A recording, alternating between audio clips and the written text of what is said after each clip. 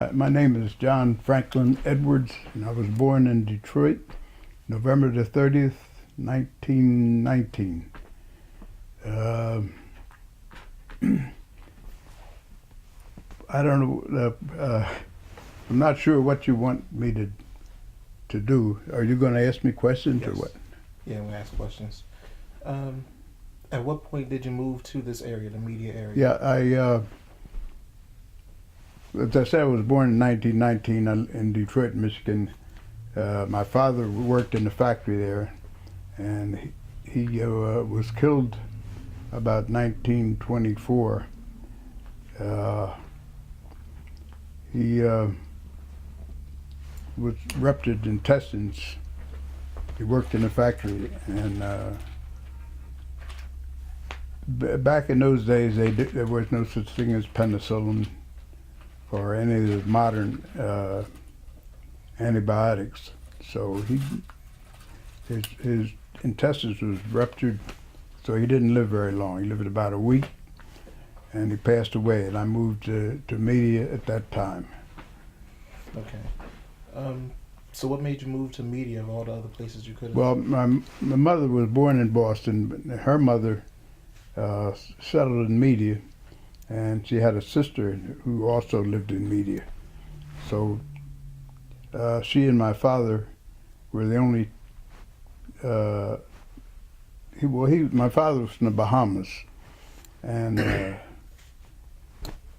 when he died, my mother took us. There were three of us boys. My brother was Bud, a younger brother, and my older brother was Leonard, and so we moved to media with my aunt, and we stayed there a while with her, and then we went to the Bahamas to visit my father's people. Right. And he was from around Nassau in the Bahamas. In fact, he was from an island called Eleuthera, and he lived in a town called Rock Sound in Eleuthera. And we went there to see my paternal grandparents, and we stayed there for 10 months. So when you moved here, you were about 5? I was about 5 years old, yeah. What was it like when you did move into the media area? Well,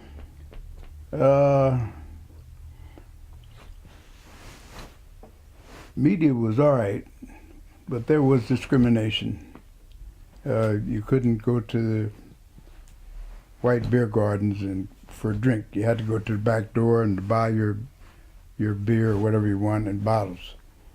And the media theater, the blacks had to sit down front on the right-hand side. And if you sat anyplace else, they would ask you to leave. So that wasn't good. But media wasn't a bad town. My aunt had the first black employment office, and she would get the black women in town or the black men to work in work for these white people as housekeepers. So her operation was called Bluebird Employment Office, and it was down Media Hill, halfway down on Brook Street. It was right on the corner, and they had a house there, a big lawn, and there were trolley cars in Media. Media had about 3 sets of trolley cars, and one set of trolleys, it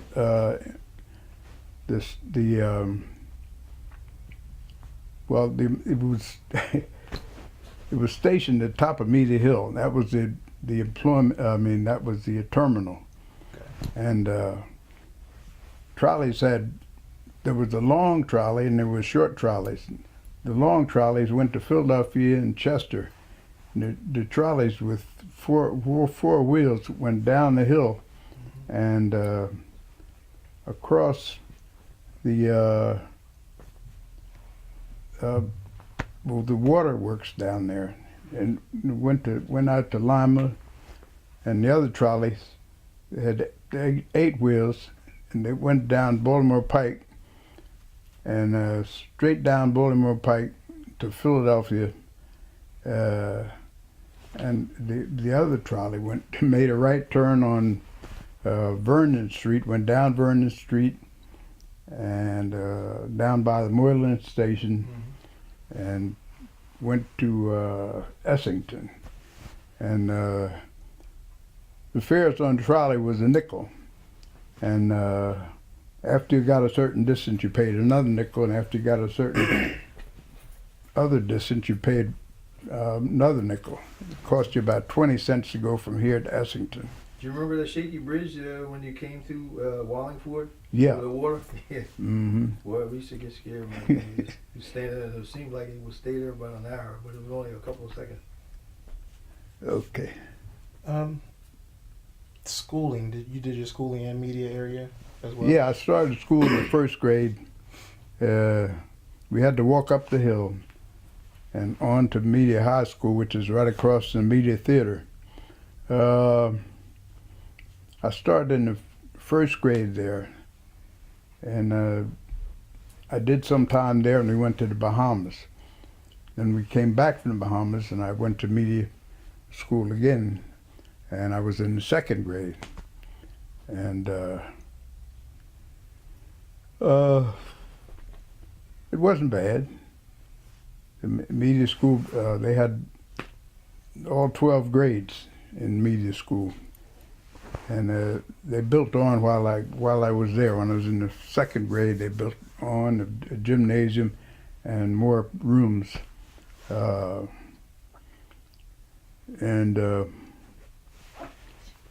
I went through 12 grades in media high school. When I got into high school, I didn't play basketball, but I was on the track team and I played some football.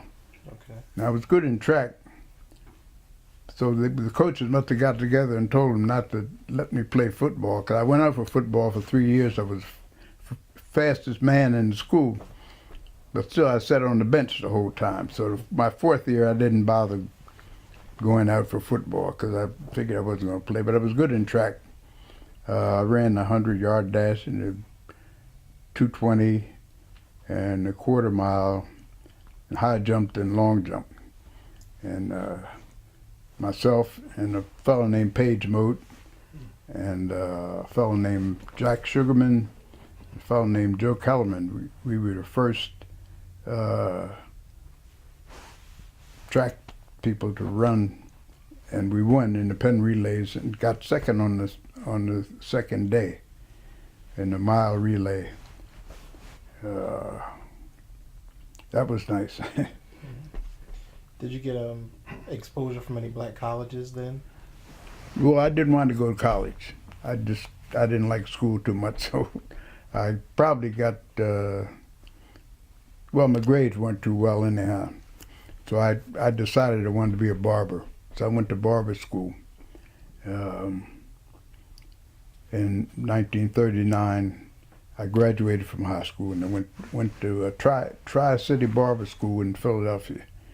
And it cost $50 at that particular time, and they gave you your tools and everything. So I learned barbering, and in Philadelphia, and I got married almost right out of high school. Got married in 1939. I got married New Year's Eve, and I moved to Philadelphia for media and lived with my in-laws. I worked for the railroad for a while, and loading freight cars. And then they were paying more money at Sun Ship, so I left the railroad to work at Sun Ship. And you had to have a signature, a letter from John McClure, who was a Republican boss in the media area. So I got a letter from him. And my mother, who was Madeline Moffett, she was a committee woman in the northern precinct of media.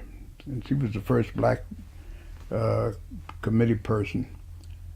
And of course, she got me a letter from John McClure to work at the shipyard. The only things the black people could do in the shipyard at that particular time was labor or cleaners. So they put me in a laboring gang on the railroad in the North Yard. And we dug ditches, and that's all you could do. But later on, during that particular time, they decided that they needed more people to work in the other skills, so they decided they were going to let black people work in the skills. So I decided to be a ship fitter. So I went to school for a while in that shipyard and became a ship fitter.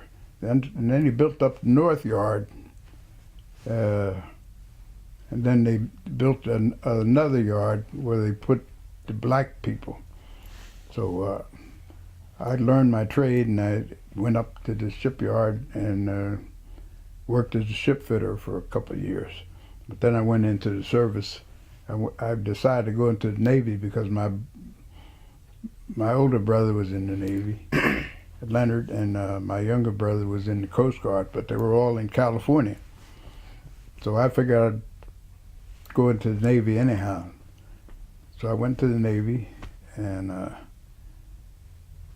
as luck would have it, I went to Great Lakes to my basic training, my boots, and then they decided to send me to ship fitting school, and that was in Hampton, Virginia. So I went to school down there, and when that was over, they said the war was over by that time, and the European war was over. So I decided I wanted to go to California. Well, they were shipping us to California anyhow, so they wanted to know if I wanted to go to Southern California or be up Northern California. My brothers were both in California. My older brother was in Southern California, but my younger brother, he was in the around San Francisco. So I decided I would want to go to San Francisco. So they shipped me there, and I carried my barber tools everywhere I went. Right. So I cut hair in the shop when I was in the school in Hampton, Virginia, and I carried my barber tools to California with me, and I landed on an island called Yerba Buena, and jetting out from Yerba Buena was Treasure Island, but there was black servicemen there. They had no way to get their hair cut. So I brought my tools out and started cutting hair. So I went down to the barber shop, which was all white, and they just met me at the door and said, "We can't cut your hair." Well, I just didn't want a haircut. I just wanted to know, what the colored fellows were supposed to do for haircuts. So I went to the commander of the base there, and I explained to him that you had a bunch of black sailors here, and they couldn't get their hair cut. And they were supposed to look nice when they went out. And I told him, well, I'd be stationed right here to keep the fellas in haircuts. So he thought about it. So a couple of days later, they put me in the barber shop on the second floor of the barracks there. There was a smoking room, so they turned that into a barber shop. So they fixed it so I could be stationed right there, and they set me up a barber chair, and I had my tools. So I was there to keep the colored fellas in haircuts. And I stayed there for a year or so till I was discharged. Haircuts were supposed to be a quarter, but the boys had plenty of money, so they tipped me. They gave them 50 cents, $1, $2 for haircuts, which was nice. I paid my mortgage off on my home, yeah, which was in media. But that was pretty nice. So I stayed right there on my whole 2 years in the service. That's a question. The tools you had, were they hand operated or were they electric? They were electric. They were electric, Yeah. Because I remember my dad used to cut my hair and they were hand clipped. Yeah, well, they had electric clippers by then. Yeah.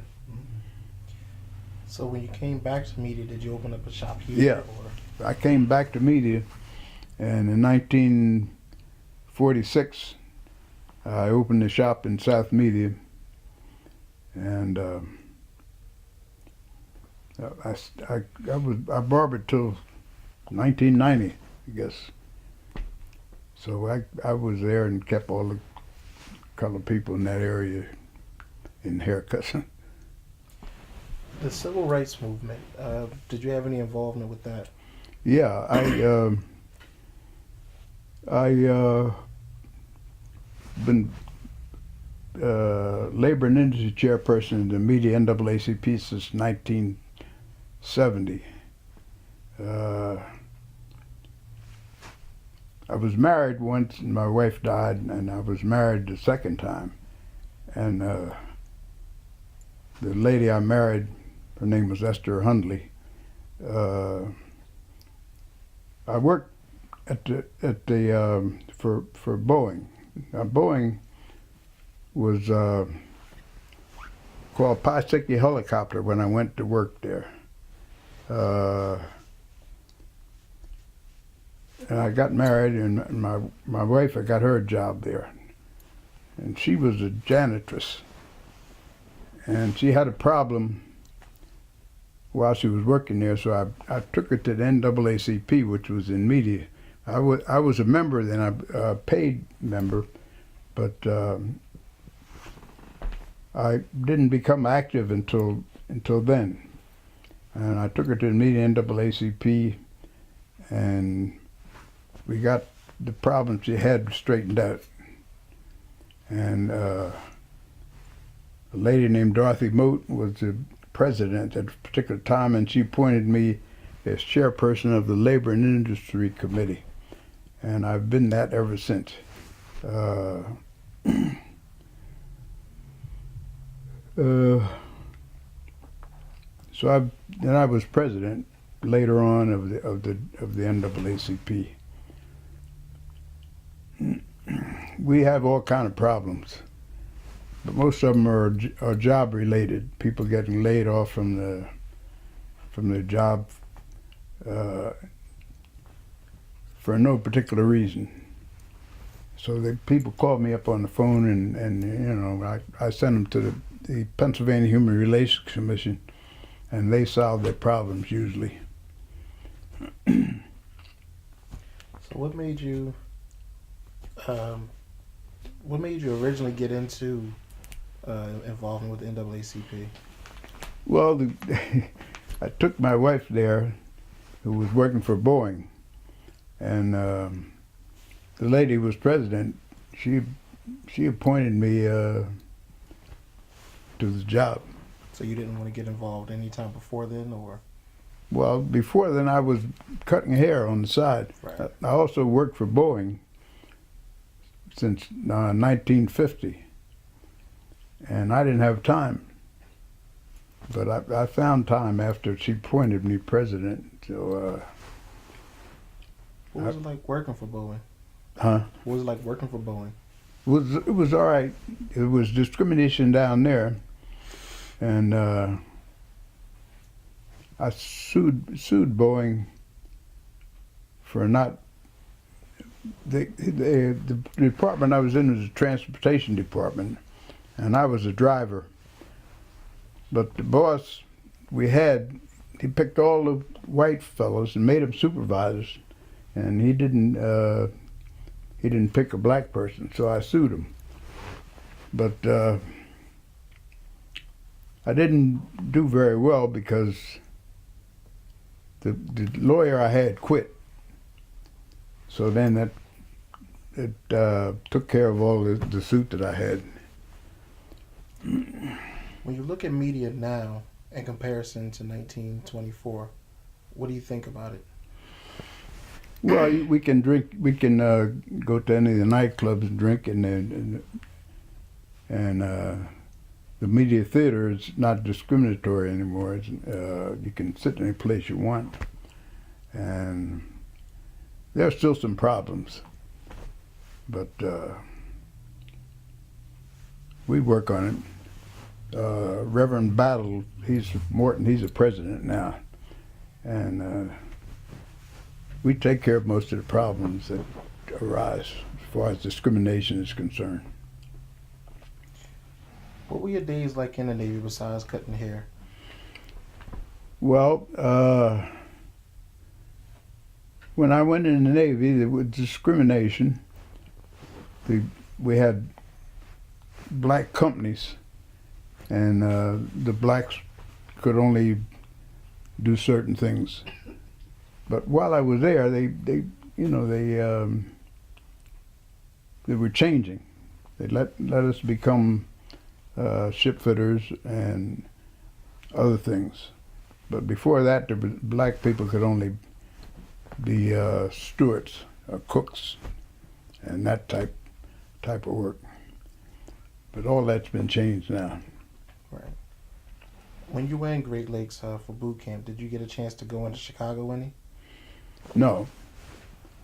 I went in the summertime, and they shipped us right out. I didn't get a chance to do anything in Chicago at that particular time. Dr. Harris was telling me a story about your mother and what she did down at the Scott Paper Company. Yeah, she was. Well, I have written here. Oh, here it is.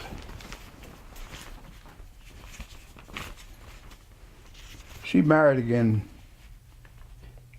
and the paper, that's my mother and myself, and this is 1993.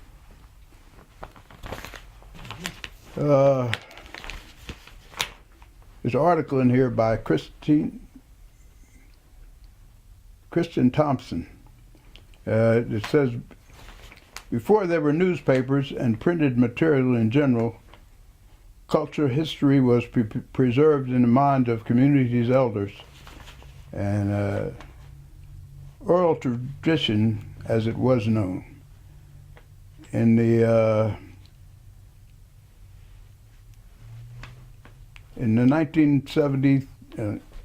73-year-old mind of John F. Edwards, oral tradition lives.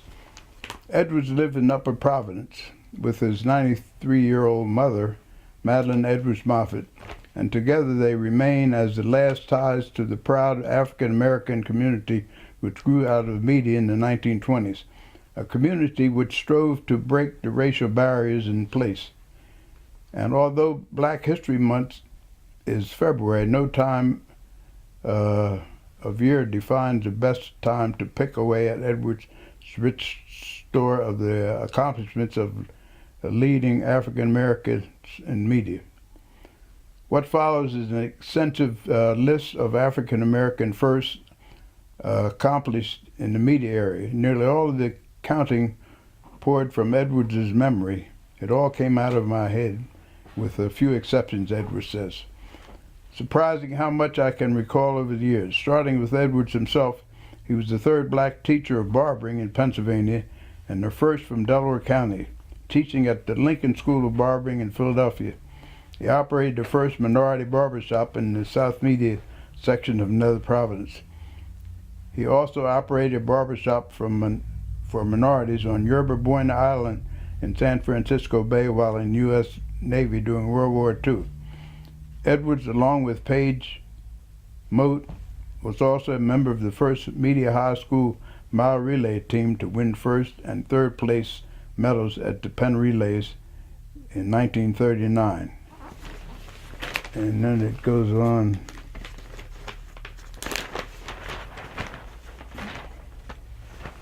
He is the first presently chairman of the Media Area NAACP Labor and Community Relations Committee, and is past president of and the past president of the NAACP in media. A retiree from Boeing Helicopters Transportation Department after 38 years, he is twice widowed and the father of 5 with 12 grandchildren and 8 great-grandchildren. This was in 1993. Madeline Edwards Moffett was the first black woman to become Republican committee woman in media's Northern Precinct. She was also the first black clerical worker for Scott Paper Company and later was promoted to become the first minority female supervisor in the company's print shop. She retired in 1965. Moffett is the only living member of the original media area NAACP, which was started in 1924.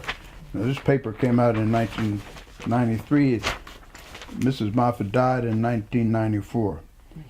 Mary Thomas Fields, Moffett's sister, was the first African American to operate an employment office, Bluebird Employment Office on Brook Street in Media, for female domestic workers in 1920s.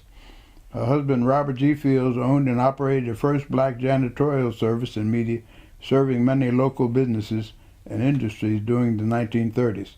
Robert Fields also owned and operated the first minority drinking establishment in Media during the 1940s. Dr. Thomas J. Bud Edwards, John Edwards' brother, was the first black student to serve as editor of the Media high school newspaper, The Mike, during the late 1930s and early 40s. He went on to earn a bachelor's degree from Lincoln University and a doctorate in psychology from Temple University. After his death at 52, he was lauded by the New York University at Buffalo for establishing the first learning center for disadvantaged minority students. Tally B. Moffett, Edwards' stepfather of the house, was the first black supervisor of the housekeeping department at Scott Paper Company in Chester during the 1960s. Christopher Thomas, the father of Madeline Edwards Moffett, Mary Thomas Fields, and Edwards' grandfather, was first black practicing real estate in Media during the 1920s. Officer Frank Smith was the first black officer on Media police force in the late 1920s. Attorney William Henry Ridley was the first practicing black lawyer in Delaware County around the turn of the century. Miles Kelly Sr. was the first black United States deputy marshal from Media appointed in the late 1930s. Alfred Powell was the first black pharmacist practicing in the drugstore on State Street in Media in the late 1920s. Frances Fisher was the first black teacher to work at the Rose Tree Media School. She taught from 1962 until 1980. William Goolsbee was the first black member of the Delaware County Board of Realtors and the first black Delaware County real estate appraiser and assessor. Anthony Hicks is the first black principal of Pencrest High School. Claude Walls was the first black principal of Media Elementary School. Dr. Lances McKnight was the first black deputy coroner in Delaware County. Robert Austin was the owner-operator of the only black owned barbershop in the State and Olive Street section of Media for many years. Ethel Mason of South Media established the first daycare and community center for minorities in the county in 1970.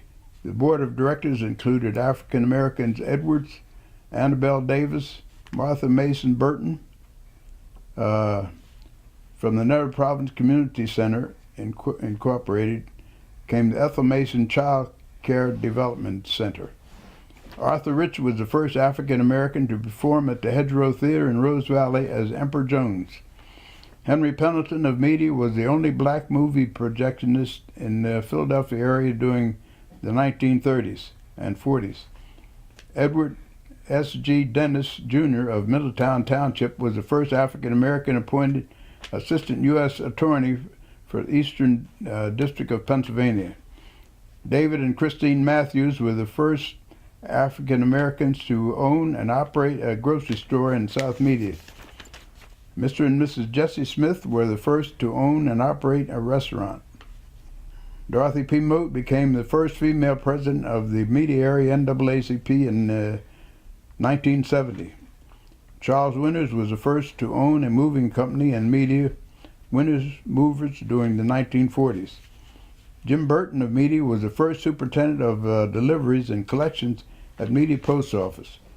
Geraldine Moat of Media was the first black postmistress in Prospect Park.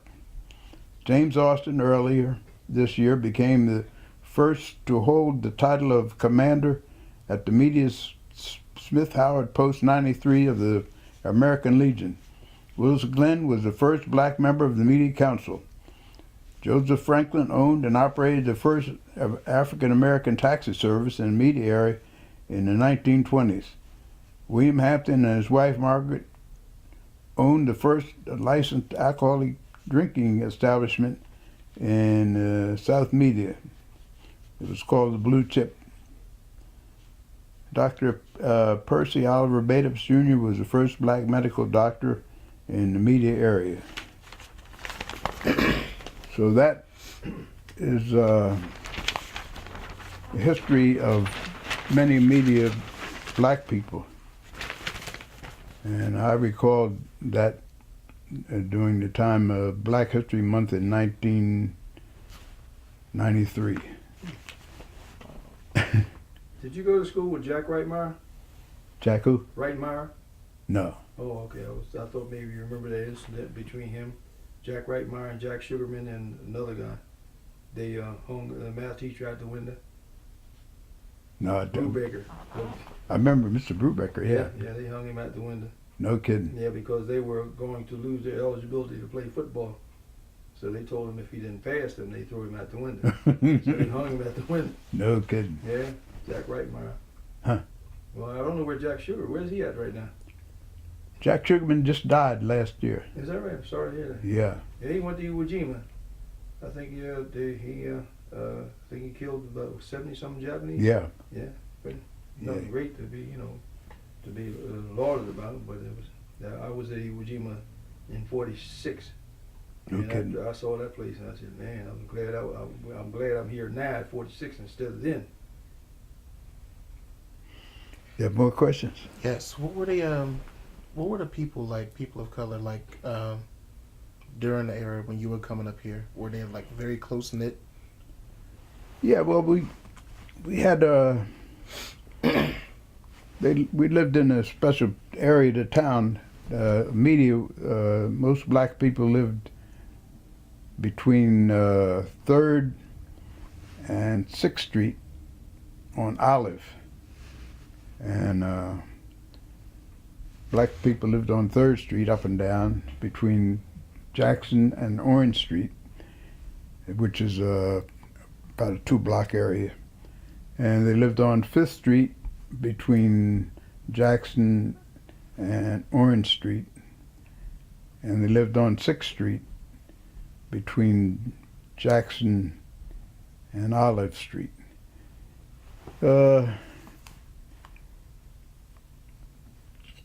Well, the people were about the same as they are now, but we had to fight discrimination pretty yeah, well, yeah, there was always fighting discrimination. There's still a lot of discrimination. Now I get calls in on from various people. Usually they get fired from the job for no particular reason, or they're being replaced by white people, and things like that. Considering the limitations, what exactly were you allowed to do for fun? Because I remember you saying that there were places that you couldn't go into. If you wanted to get a drink, you had to go to the back. Was there Yeah, any well, place? there was a black beer garden in South Media called Blue Chip, so we just went in there. there was another beer garden operated by Robert Fields, who was married to my mother's sister, and he opened a beer garden on the other side of town. We could go in there. Was that Painter Street? Yeah, well, Brook Street. Oh, okay, Brook Street comes right off of Baltimore Pike. Mm-hmm. Painter Street is down Mm-hmm. the end of the block. Okay, well, that's all the questions I have, Dr. Harris. Unless Well, there's more you want to add. Ask me about the baseball team. We had a good baseball team. Yeah, there was a lot of baseball played in media back in those days. Media had a team called, I can't remember what it was called now, but they had a good team. Yeah, Jim Cuff was the coach, wasn't he? Jim Yeah, Cuff? Jim Cuff was the coach, and then Martin Patton was on the team. Mm-hmm. I remember he was Let's see. Harvey Pitts. Yeah, Harvey And one of Pitts. the majors. Was it George Major? I can't remember. I don't know. Yeah, Remember, it was Mason on there. no, Major. Major? Oh, Major, right? Yeah, sure. And Clinton Jackson. yeah. Right. Now, these were high school baseball players, or just a They just community had a team. They were all out of high school. Mm-hmm. So exactly who did you guys play? They played. There were teams, other teams around that they played, black teams, and they played white teams also. I don't remember. I didn't play baseball, but I went to some of the games. What was it like out there at the Penn Relays, just in front of everybody when you won? Yeah, it was great. Is that a picture from the Penn Relays, or Yeah, that's a picture of me on the track team. Watch it carefully. Yeah. That's why I use that mic. Put a lapel mic on there. Yeah, these are the medals that I won. Oh, okay. There were 25 of them originally. This is a picture that was taken of me during the track season. There you go. those are medals you won for track, or? Yeah, for track. I ran the 100-yard dash, the 220-yard dash, the quarter mile, and the 220-yard dash, and went to quite a few track meets, and these are the medals I got. Yeah, the tracks were cinder. They were cinder. Yeah, tracks, not now, like up one on the we had. wall there Mhm. is a picture of my mother. Oh yeah, I recognize that. She looked a lot like Rosa Parks. Yeah, or part of Rosa Parks looked a lot like her. Either one of the two. Yeah, she was dynamic. I remember her real well when I first came there. She was just Scott Haber. Yeah. She made a bad situation as comfortable as possible for us. Right. Scott Haber they had a separate locker room for us. And we couldn't touch the machines. Now they had two sunships where they had one black and one white. Yeah, while I was there, they opened the number 4 yard, and as I said, I took ship fitting and I worked in there, and it turned out all right. They kind of figured that it wouldn't the ships wouldn't float, but they floated all right. Yeah, my grandma lost one. I don't think she liked that too much. She was a preacher's wife, and had to break that bottle of champagne. Oh, yeah? Yeah. Who was she? Lewis. Her name was Lewis. Josephine Lewis. Yeah. Did she? Yeah. She launched a She ship, launched huh? one ship, yeah. It was comical. Yeah, Josephine and I, we went to school together. Oh, you're talking about my aunt. That's Josephine. Oh, yeah. Right. And her mother's name is Josephine. Was named Josephine. Oh, it was, huh? Mm-hmm. Yep. I didn't know she died. Yeah. Oh gosh. Yeah. It was a couple years ago. I'm not sure exactly when it happened. It was a heartbreaker. She was like a sister to me, you know, Yeah. about 4 years older than me. There was something else I was going, since I didn't run out of gas, but I'm trying to think. There was you didn't mention anything about the prom, the high school prom. The prom, what the situation with the prom we talked about earlier? Mm-hmm. Yeah, what was that like? The high school prom where you couldn't dance with the white girls who were at the prom. Well, we back in those days we had a black glee club. Everything was segregated. We had our own black glee club, and we used to give dances, and we were all black. So we didn't worry about what the white people did. We just went on and did our own thing. We used to hire our own dance bands, and we had our own dances. Now, Mrs. Mason used to give block parties. You remember in South Media? In South, The block parties that were in South Media. yeah, they had block parties. But I lived in North Media until I came out of the service and opened a shop. And opened the shop. It was on Vernon Street. And there's a beauty shop there now.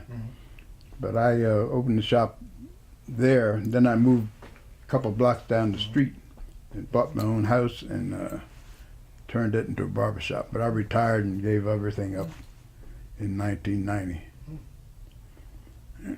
So what made you what made you go into retirement from cutting hair? Well, I got old. I retired. I worked for Boeing for 38 years, and when I retired from Boeing, I retired from the barbering too. That was in 1990, and I've been just laying around doing what I wanted to do. Now we had two barbershops, right? Mr. Austin had Mr. one? Austin had a On Wall barbershop, Street, yeah. right? He's dead now. Oh yeah. Then there was another business up where they shine shoes. What was the? Yeah, that was Garnett's. Garnett's, okay. Mm-hmm. Yeah. Yeah, I remember the Virginia restaurant. They used to make nice sweet potato pies. Yeah. Then there was Rice's restaurant. Sometimes he would sell to you. It was a white restaurant. You remember Rice's restaurant? Right next to Stillwell? No. Yeah. And on the corner was a drugstore. Corner of Baltimore Pike and what is that? Orange Street? Orange Street, Right, yeah. Orange Street, Because I remember when World War I started, the owner of the drugstore said, "We're going to lick the Japs just like that," you know? And I said, "Hey, that's good." But it wasn't like that. You remember Gabriel Heater? Yeah. Yeah, well, maybe you can tell him about it. He was one of the earlier, how would I say, journalists. Yeah. Yeah, he was pretty interesting. When you heard him give you news, I mean, man, you'd want to run and hide somewhere. He said, it looks pretty bad. He didn't pronounce Iwo Jima. He said, Iwo Jima.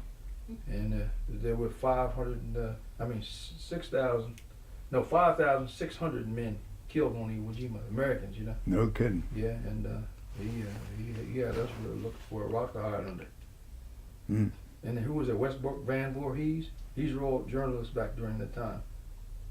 Of course, we all remember Arthur Godfrey. Yeah. And who else could be named? John Facenda. Yeah. Yeah. All during the World War II. And I guess they're the ones who set up everything. What was the other person? Ted Husing. You remember him? I remember the name. Right. Yeah, he was with NBC, sportscaster. Well, there's a lot more going on in media but as soon as we drive out of here, I'm going to start asking. I said, "Oh my gosh, I forgot we should have asked this question." But we know.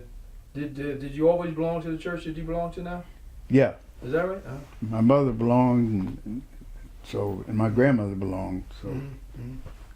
Yeah, we used to go to Second Baptist, and the one over in South Media, and the one in Morton also. Yeah. Yeah. That was the one thing I like about Delaware County. We're almost like family. You go to Lima, you talk to somebody, you better not talk about the Masons, because the Leslies were related to the Masons. You better not talk about the Pettyjohns, because the Pettyjohns were related to the Leslies and the Masons. Right. Right? and who was it? I'm trying to think now. Buellers. Two Buellers. One Bueller both of them lived on opposite sides of the street. Miss Yeah. Daisy and Verna lived on opposite sides of the street. And the Webb family was around. That was part of that family.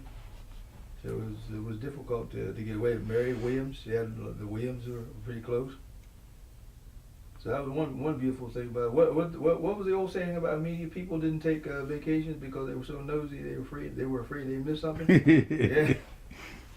Yeah, it was something else. Well, how about the dances? Well, this young man here has probably never heard of the dances we had there. Like the one I remember Louis Jackson used to do all the time was the dolo. But before that was what? Can you name some of the dances? Well, trucking was one. Yeah, right. Okay, that's about what about Susie Q. Right. Mm-hmm. And Sandy. yeah. Yeah, Sandy. And Rubber Leg came out about 1940, 42 or something like that. Yeah. And how about the clothing? Yeah, well, we used to wear peg pants. Mm-hmm. They were narrow down here. You had to take your shoes off to get them on. Then they got wider as they went up. And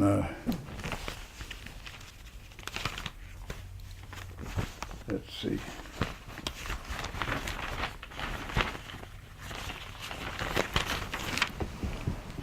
Yeah, what they call them, drapes. What was the coat called with the slash pocket? I'm naming all these things, but I couldn't wear it. I've always wore stovepipe clothes. And the hat. That hat was a mean one. They used to beat up guys in those clothes during the war. That was a suit that I wore in those days. Oh yeah. And I I was remember seeing in you in that suit too, to tell you the truth. the Or Navy. something like that. Yeah, I remember. Yeah. Yeah, zoo suit, right? With the replete, right? Yeah. That's a conservative one though. Can I see a picture of that? Yeah. That's pretty conservative. I've seen the ones with the shadow stripes on them. Mm-hmm. Yeah. And the chain, had a chain that would go all the way down to your ankle. Right. Yeah. Oh yeah. But I never saw you do processes in your barber shop. But that was a big thing too. Yeah. Swing Thompson used to wear. He used to wear the. He would come out and make fun of my hair because he had a process. And about 3 weeks later, his head looked like a Woody Woodpecker. Turned red on him. And Bunt, did you know Bunt Thompson? Bunt, Swing. How about Swing? Name sounds familiar, but Swing. Well, the Thompson family. I forget his father's name. But Swing went out to California. oh, did he? From what I understand he's passed away. Bunt's still in the area somewhere. I don't know exactly where. Then there was Punkle, and you remember Punkle? What was his last name? Huh? No, let me see. They lived there on Painter Street. Mary Williams lived on Painter Street. Punkle lived down there. The Nicholson. Yeah. Yeah, Nicholson. We used to call Nickel, right? David Lockwood. Oh yeah, I remember Lockwood. Yep. A lot of them, a lot of them are. Every once in a while, they start coming back to me. You know. Yeah. Think about them. But I was talking to Arthur Rich the other day, and he said most of the time he had to run. Sonny Richard. Oh yeah, he said he had to run because of some of the characters around here. But the first thing I met when I came here was a rock. It was the Morley boys. I don't know whether you knew them, did you? Mm-mm. They were white kids, and they claimed their father was a lawyer. Whether or not that's true, I don't know. But they had 22s and BB pistols, stuff like that. Then there was a Richardson. You remember Handyman? Yeah. Yeah, he had a pretty interesting place. He had a business. They cane chairs, did upholstery. Right. Mm-hmm. Yeah, Stanley worked at Channel 10, and he's retired, I believe now. Most of the people are dead now. Oh yeah, that's rough. Yeah, Riggy Mason. Yeah. Yeah, I remember Riggy. And she had a sister named Babe. Was it Babe? And there was the Ridgeways. The Ridgeways with Yeah. Myra Ridgeway. And who else was there? Huh? Man, who? Come on down, Yeah, Jesse. you might as well come on down. Oh, yeah. What's the matter? I thought you were still recording. Well, we're recording, but that's okay. Yeah, come on down. No, I'll stay here because Pat will be barking. This is all good and Huh? material. The dog will be barking. It's Oh, come on down. You know what we used to look forward to? Every Christmas is the parties that Mrs. Mason would give, a Christmas party. You Oh, remember really? them?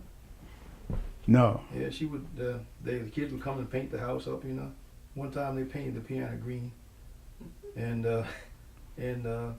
would leave the house and leave us. All the young people had the house. We had some nice Christmas parties. Come on down, Jesse. if I come down, Pat will be barking. Well, that's okay. I'll be part of it. This is a documentary. We're supposed to get all reality as far as that's concerned. Yep. Then I know you remember Reverend Lee then. Yeah. Oh yeah. And what's his? I'm trying to remember his name. It was the name of his son, Philip. Yeah, What was he his had name? 3 sons. Mhm. Tommy, Right. Philip Lee, and what was his third guy's name? But they're all dead. Yeah, they're all dead. Yeah. Yeah. Which one became a policeman? Philip. Philip. Okay. Mhm. Then there was I'm trying to think of the name. Don't tell me I can't think of the name now. They're real interesting people. I hate to use this as a mechanism to remember, but Allie's brother, the Murrays. Yeah, Mr. Murray. Do you remember him? Yeah. Yeah, he was in World War One. I used to enjoy talking to him. He could spin all kinds of yarns, you know. Yeah, he was gassed in World War One and lost one lung. Yeah. Right. Yeah, we used to have some nice conversations. And there were the Pierces. Well, how long did you live around here? Because you know. Yeah, until I was, I'd say 18. Then I went in the military. What, from what age? 18. Yeah, I was in the very last draft. I mean, what age when you came to media? Oh, I was about, let me see, I was about 8 years old when I came to South Media. I was in that area from the 3rd to the 5th grade. Then I moved to media in the 6th grade. You're 73. You're 70. Oh, yeah. You should know each other. I didn't know too many people around me. In a way, I didn't. Now that's a paradox. You remember the little store that they had? Christine. Oh yeah, I remember Christine. Yeah, She Miss worked. Christine. She worked. In Is that the store. right? I Yeah. lived there. Is that right? The first time I ever saw anybody make a hoagie with mayonnaise. I said, "What's going on here?" As a matter of fact, do you remember what they used to call the hoagie sandwiches when we were young? They call them hunky sandwiches. Yeah. Yeah, they call them hunky sandwiches. That came from 3rd Street. And when we came back, somebody told me Jimmy Austin, my cousin, and he said, "No, we call them hoagies." Yeah. We call them Hoagies. But how did the style strike you when you came back from the military? They had changed, I know. Yeah. Well, the pegs went out, and then things went back to normal. Right, and the ladies that came when came Pat back. Calloway started. Oh yeah, that was something else. Yeah. Peg. He had a white one on. He used to get up there and shake his hair in front of everybody. He was a character. Yeah. As a matter of fact, do you remember the time he jazzed up the national anthem? Yeah. And they put him off Put there? him off.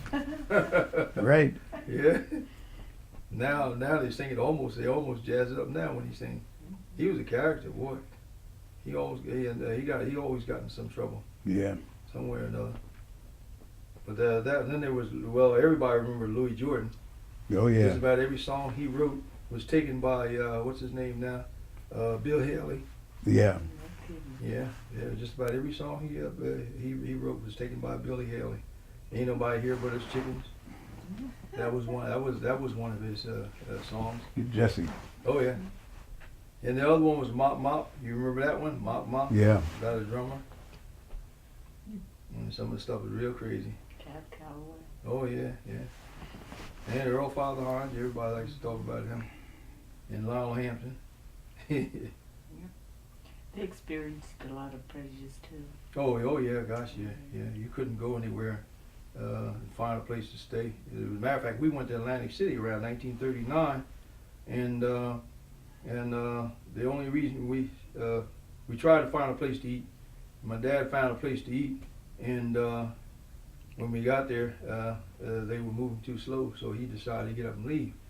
So he drove about a quarter of a block, and we had a flat tire. And the lady laughed and said, "Well, you had to come back anyhow, didn't you?" Those were in the days you buy a new set of tires, you'd have flats. We drove to Atlantic City. We had about 3 flats all the way down there. Yeah, about 3 flats. Mm. That was terrible. Yeah. But talking about races, man. Then there was the road leading to Atlantic City was a thin ribbon, and if you got off the road, you were on sand, right? Yeah. That's where the soft shoulder was really a soft shoulder. Yeah. But they had trains, and you were talking about the train. I remember the trolley when we on Sunday you could get a ride for a nickel, and a round trip for a nickel.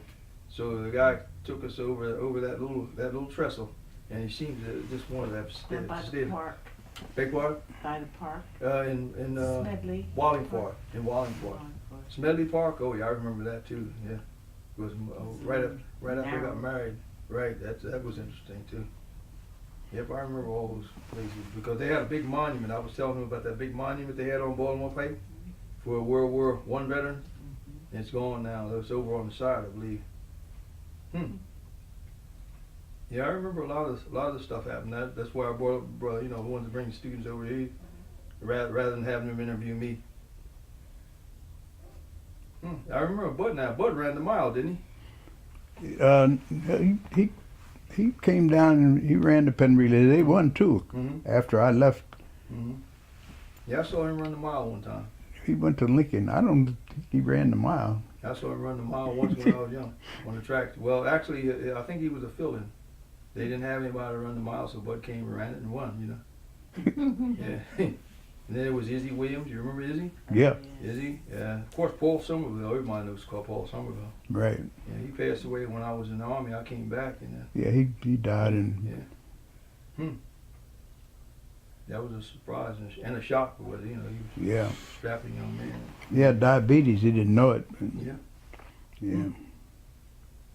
He had they had a little miniature track meet outside of Scott Paper there. I'll never will forget a guy named Speedy, and he ran against Paul. That was a ride. I'm not kidding you. Scott Paper was a nasty place to work at though. Yeah. And I think I have sinus to this day because of that breathing and all that paper. But the only time we could get anything out of it was to operate the machine was when during the break. When they went upstairs, then we could run the machines. And when they came back, the money that was made obviously went to them, But those are good old days. So you know James and Gladys Austin, right? Oh, sure. Yeah.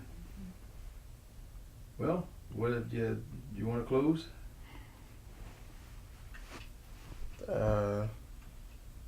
Well, there's one question I usually ask. Well, what would you like to tell your descendants?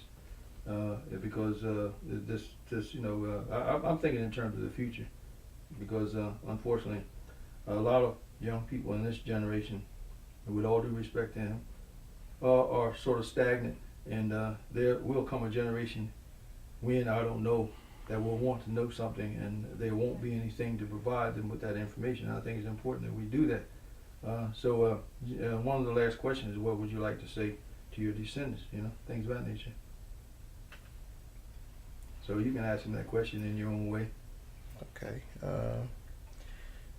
For the people, to put it in layman's terms, the people now, the younger people, what advice would you give them for the road that they're walking right now? Well, get your education, number one. And that's it. You get your education while you'll be able to help yourself and help your race. So get that education. And that's it. Keep up alive too. Because everything must change.